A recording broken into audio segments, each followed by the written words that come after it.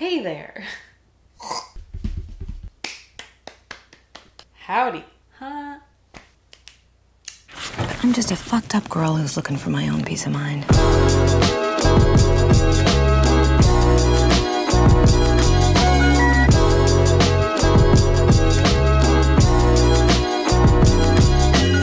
Hello there friends, welcome back. Hope we are well despite all things. I'm back with another video and it has taken me a while to figure out what I wanted to make a video about. So I thought I would just talk about some movies that I love and share some recommendations with you if you're looking for something to watch while you're on lockdown. So I don't know about you, but when I'm feeling down in the dumps, I'll usually reach for either a comedy or a rom-com, something to just like make me forget about the real world and make me laugh and make me a little feelsy. So for today, I thought I would put together a list of all of my favorite rom-coms of all time. I don't know what it is about rom-coms, but a lot of them fall into the guilty pleasure category. Like, you know they're not good, you know they're cheesy, you know they're predictable, but for some reason, you just love them. But I tried to mix it up with some classics you've probably heard before and maybe a few movies that you haven't heard of before. I'm also going to tell you where you can stream all of these movies if they are streamable, because I know that you have nothing better to do and I'm here to serve. So number one, in absolutely no particular order because I just cannot be bothered,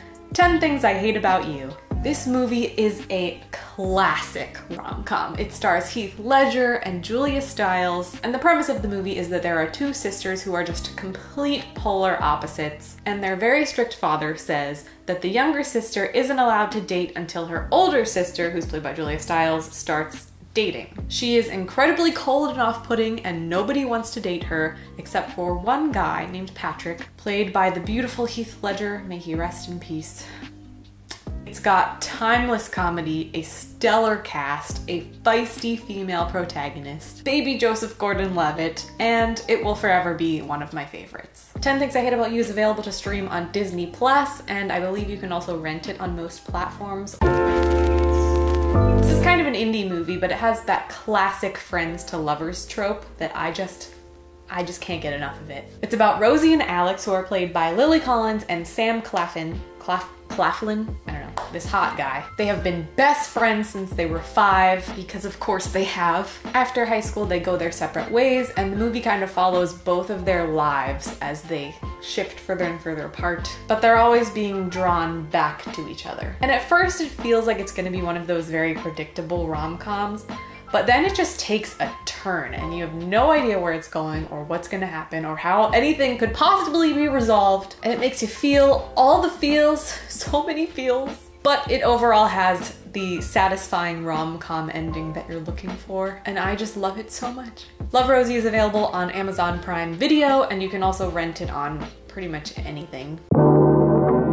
It stars Domhnall Gleeson and Rachel McAdams, and I honestly love Domhnall Gleeson. I would watch pretty much anything that he's in. He's fantastic. So this movie is not just a rom-com. It's not just about the romantic story. It's also about life and about appreciating the little things and appreciating the time that you have. And it really just is one of those movies that gives you a lot of perspective. So it's about this guy, Domhnall Gleeson, who just turned 21 and he realizes at the age of 21, he can travel through time. If you know me at all, you know that I really love the timey-wimey, wibbly-wobbly storylines. Like I love a good time travel story. They're my favorite. So he decides to use his power to go back in time to find a girlfriend.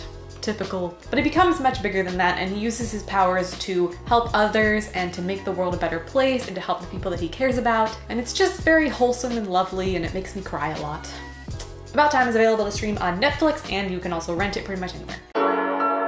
Okay, so I Love You Man is more like a bromance comedy, a brom-com. There is actual romance in it, like the entire plot revolves around a wedding, which is such a rom-com trope, but that's not really technically the focus. But I think it still has that very traditional rom-com vibe and energy, and it's also one of my favorite movies of all time, so I just kind of felt like I needed to put it on this list. It stars Paul Rudd and Jason Segel in the timeline before half of them were superheroes. Has anyone seen Jason Segel lately? Like, what's he up to? So this movie is my go-to when I need something to watch. You know, when you need something in the background, something that you don't really need to pay attention to, but you know will make you laugh and like put you at ease.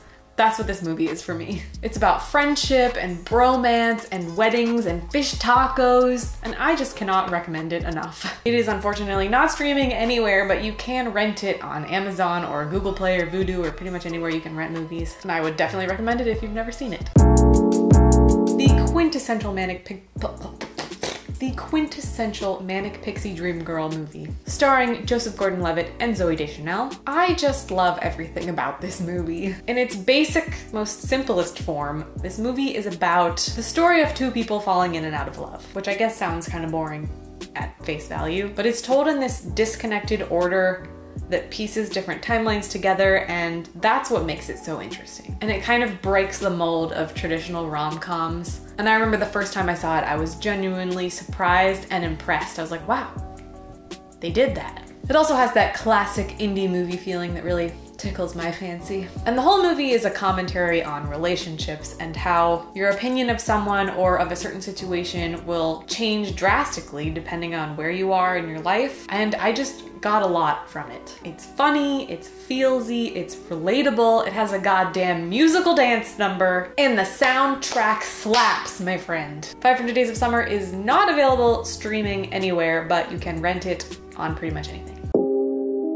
Okay, so I just watched this movie recently, and I'm gonna admit, it's not very good.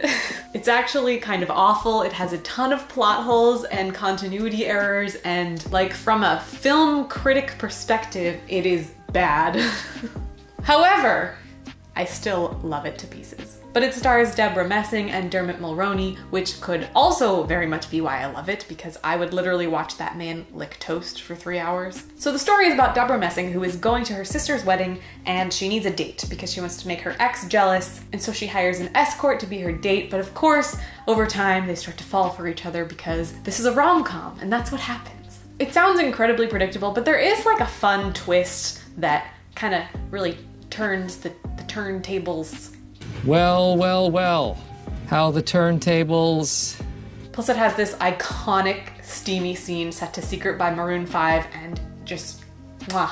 The wedding date is not currently available to stream anywhere, but you can rent it on pretty much anything. God, I love this movie. This might be in my like top 5, maybe even top 3. It is up there. And I feel like this one's a little bit underrated. I didn't even see it when it first came out. I saw it many years later, just like randomly. I hadn't even heard of it. But it stars Alison Brie and Jason Sudeikis, who I love. But it's about these two people who lost their virginity to each other in college, and then they went their separate ways and they never spoke to each other again. And then they randomly run into each other much later in life at a meeting for sex addicts, which is just a setup for a great comedy. They decide to basically form a platonic relationship because they know they have this sex addict problem, so they're like, we can't do this. Like, this isn't gonna work. So instead they're just friends, and they talk about sex, and they wingman for each other, and they basically just like boost each other's sexual relationships like a couple of bros. I think what I love the most about this movie is the writing. Like, the dialogue is so sharp. Jason Sudeikis and Alison Brie have such good chemistry. Not to mention you just fall in love with both of them immediately. They're extremely real people. They're extremely vulgar, but not in a like over-the-top shocking kind of way. It's just like, they're super down to earth, and it isn't like one of those usual fantasy lovey-dovey rom-coms. They just like make fun of each other and talk shit the whole time. It's hilarious and beautiful, and I love every second of it. Sleeping with Other People is available to stream on Netflix, which I didn't even know until I made this video, and now I'm gonna go watch it as soon as I'm done. Ah, Serendipity, the classic rom-com. When I think of like traditional rom-coms, I think of this movie. John Cusack, Kate Beckinsale, the romance of New York City at Christmas time, a stressful countdown to a wedding that shouldn't happen, and everyone knows it. This movie has everything. So it's about these two people who meet randomly, serendipitously, if you might say, one night, and they have an instant connection, and Kate Beckinsale's character decides, let's not exchange information, let's just let the fates decide. If we're meant to be together, we'll be brought together. Typical. So years pass, and John Cusack is like losing his mind. He's thinking about this girl all the time. He's about to get married to another girl, and he's like, I don't know if I can do this. What about this girl? What if she comes around? I need to find her. So he decides to go on a quest to find this woman. The movie is extremely predictable and nothing will shock you, but it has a lot of charm, and it just really makes me feel warm and gooey inside, and I don't know, it's It's funny, it's a good story even though you kind of know how it's gonna end. But I love it. Unfortunately, it's not streaming anywhere, but you could probably rent it if you want to. I've really grown to love this movie. I watched it maybe like 3 times since it came out, and I really think it gets better every time. It stars Constance Wong and Henry Golding, and it's about this young couple in New York City named Nick and Rachel, and Nick decides that he wants to bring Rachel to meet his family in Singapore. So they go, casual, whatever, and then Rachel realizes that his family is crazy rich. And there's this whole mess of politics with his family and between Rachel's family and their family, and Rachel has to deal with all of that and unpack a whole lot of drama that she didn't know was gonna happen. And it's just a spectacle of wealth and Asian history and culture, and it's such a fun, colorful experience. It's also extremely funny, incredibly genuine, and it has a surprisingly twisty plot that keeps you constantly engaged. I also think even if you're not a rom-com person, you might still like this movie because it's just a really good movie. Like, the writing is incredible, the cast is so good, the soundtrack is amazing. Obviously the diversity and representation is like huge for cinema. This movie broke a lot of molds and it's so exciting, and I just think everyone needs to watch it because it's really good. Crazy Rich Asians is available to stream on HBO if you have a subscription, and you can also rent it pretty much anywhere. Okay, so I've never really thought of this as a rom-com, but I was thinking about it and I was like, I guess it is technically a rom-com. It's a romance and it's a comedy. Done. It stars Michael Cera and Mary Elizabeth Winstead, who play Scott Pilgrim and Ramona Flowers, respectively. So Scott meets Ramona and he immediately falls for her. It's another manic pixie dream girl type situation. She's like this badass, untouchable, roller skating super chick, and he is Michael Cera, the same character Michael Cera plays in every movie. But he tries, he goes for it, and he learns that in order to date her, he has to defeat her 7 evil exes. So the movie is like this comic book inspired video game style quest to fight these 7 evil exes, and it's an extremely unique film with some nerdy references and some weird style choices, and it's probably in my top 5 favorite movies of all time. Comedy is gold, the visual style is striking and fun. It's directed by Edgar Wright, who is probably my favorite director ever. He just has a very unique and bold style, and it really shines in this movie. It's just a wild ride. I would also highly recommend reading the graphic novel if you haven't done that, because it is a million times better than the movie and it's absolutely amazing. I've read it like 5 times. Scott Pilgrim vs. the World is streaming on Netflix. Boom. It stars Steve Carell, Ryan Gosling, Emma Stone, and Julianne Moore, among others. Steve Carell and Julianne Moore play a married couple named Emily and Cal, and they've sort of fallen into a rut, and the movie starts with Emily saying that she wants a divorce. This is a wake-up call for Cal, and he realizes that he's a total drip with no sense of style. He's just this boring old man, and he's like, well, shit.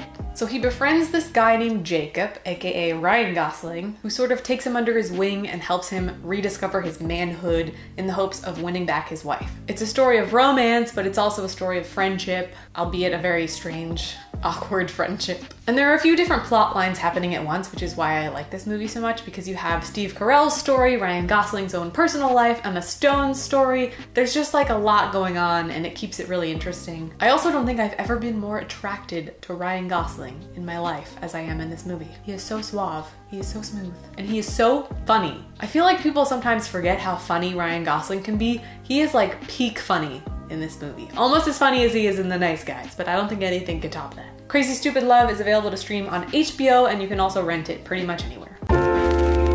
When I think of the perfect film, I think of The Princess Bride. I wouldn't change a goddamn thing about this movie. It is pristine. It is perfect. It stars Carrie Elwes. I've realized in this moment that I don't know how to pronounce that. Mandy Patinkin, Fred Savage, Robin Wright, Wallace Shawn. The list goes on and on and on.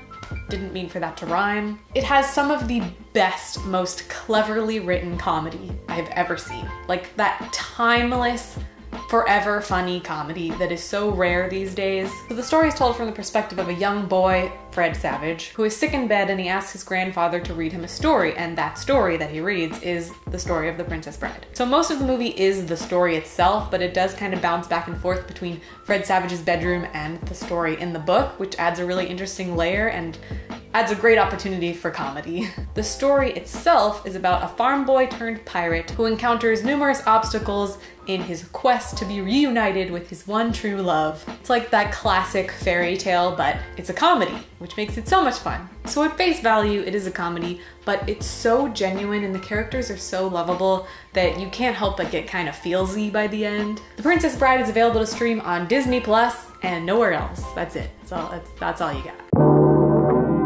If you like I Love You Man, this is kind of in the same wheelhouse. It stars Jason Segel, Kristen Bell, Paul Rudd, Mila Kunis, Russell Brand, Bill Hader. Like, the comedic talent in this movie is choice. The story is about Jason Segel's character named Peter, who just got dumped by Kristen Bell and he's having a sort of pathetic meltdown. So he decides to go to Hawaii to figure out his life. And of course, Kristen Bell is there with her new boo, played by Russell Brand. So he spends his entire vacation trying to avoid them, but of course he can't, and he's constantly running into them, getting into weird, awkward situations. And he also meets Mila Kunis, who he starts to fall for, but he also still isn't really over Kristen Bell. So there's like this internal conflict going on. And it's just a lot of hilarious drama and stupid Hawaiian hijinks. And it's just a lot of fun and really, really funny. Some of the best lines come out of this movie. Forgetting Sarah Marshall is not available to stream anywhere, but you can rent it on pretty much anything. I can't talk about rom-coms without talking about Hitch. This one is sort of like the godfather of I Love You Man and Crazy Stupid Love, more or less. I'm realizing I have a lot of bromance movies on this list. Guess I just really love bromances. Hitch stars Will Smith, Kevin James, Amber Valletta, and Eva Mendes, and Kevin James's character is deeply in love, infatuated with this woman named Allegra. But she is way out of his league, so Will Smith comes in to try and teach him how to sway this girl. It's sort of similar to Ryan Gosling and Steve Carell in Crazy Stupid Love. So we watch Will Smith teach Kevin James these weird lessons to win her over, and it's a total disaster, and you just spend the entire time rooting for this sad, pathetic little man with a crush. And it's funny and charming and dramatic, and it has all the right ingredients that a good rom-com needs, and it will just forever be a romantic comedy classic. You can stream Hitch on Amazon Prime and on Hulu. This is like the black sheep of the list. I'm not gonna lie to you, it's kind of a weird movie. Lars and the Real Girl stars Ryan Gosling, who plays a character who is extremely shy, extremely socially awkward, but like anyone, he just wants to find love. And since he's so afraid of other people and he just can't figure out how to form real human connections, he falls in love with a doll, like a mannequin, like a plastic person. And that is the premise of this movie, and boy is it a ride. I really think this is Ryan Gosling's best performance. He plays it so well. I think this movie is incredibly underrated, so please watch it if you haven't seen it. But it's so good. You cannot help but fall in love with his character. He's just so innocent and cute, and you just kind of look at him and you're like, aw. And he clearly has some kind of mental disorder, and you just can't help but feel for him because he doesn't really realize what's happening, but he's so innocent and he just wants to feel loved. It's really heartwarming. It's also really feelsy because it's an indie movie, so of course it's gonna try and rip your heart out, but I love it so much. It's really good. I highly recommend it. It is unfortunately not available to stream anywhere, but you can rent it on pretty much anything if you want it. I mean, I can't talk about rom-coms without some Molly Ringwald action. 16 Candles is a coming-of-age movie / rom-com directed by John Hughes and starring Molly Ringwald, Anthony Michael Hall, and Michael Schulflin. It perfectly captures the awkwardness and the uncomfortableness of being a 16-year-old girl. It's almost like painfully cringe-worthy relatable. If you've seen The Edge of 17, that was very much inspired by 16 Candles, so if you like that movie, you would probably like this movie, and vice versa. Same energy, but with romance. It has that typical high school chaos that John Hughes movies always have. And of course, its slew of quirky characters like Anthony Michael Hall playing his best annoying geek of all time, but it also has that satisfying rom-com feeling that you're looking for. Unfortunately, it's not available for streaming anywhere, but you can rent it on pretty much anything. And last, ending with the movie that I have most recently discovered, This is one of those Netflix originals that I had zero expectations for, and it actually totally blew me away. It stars Ali Wong and Randall Park, and their comedic chemistry alone is enough to make this movie like perfect. It's another friends to lovers story. You know I love my friends to lovers, but it's about two people who grew up together, they were best friends, but then they went their separate ways after high school, and they reconnect later in life. I feel like a lot of rom-coms have this base, but it works. So they reconnect and they try to mend their relationship because a lot of stuff happened and they left on kind of an awkward note. And a lot has changed and they face a lot of struggles from their weird, quirky partners, including Keanu Reeves in what I believe is his best role to date. To their differences in class and career and their friends, and they've just really changed as people. It has a lot of heart and it will really make you love and root for these characters, but it is also one of the best written comedies in recent years that I have seen. Always Be My Maybe is available on Netflix. So that's it. Those are my favorite rom-coms of all time. I hope you guys enjoyed this list. Let me know in the comments what your favorite rom-com is because I definitely left out a lot of great ones. But thank you guys so much for watching. I hope you're all staying safe and healthy and wearing your masks when you go outside. That's all for now. I also just realized I haven't acknowledged the Black Lives Matter movement on this channel yet. I've been posting a lot about it on social media, so if you follow me, then you know what's going on. But if you don't, I just want to say Black Lives Matter, Black Lives Matter, Black Lives Matter, Black Lives Matter. Black lives fucking matter. If that's at all controversial to you, please kindly fuck off. Educate yourself. I don't have time to deal with you. Anyways, I don't know how to segue from that, but thanks for watching and I'll see you in my next video. Bye. Woo. Okay.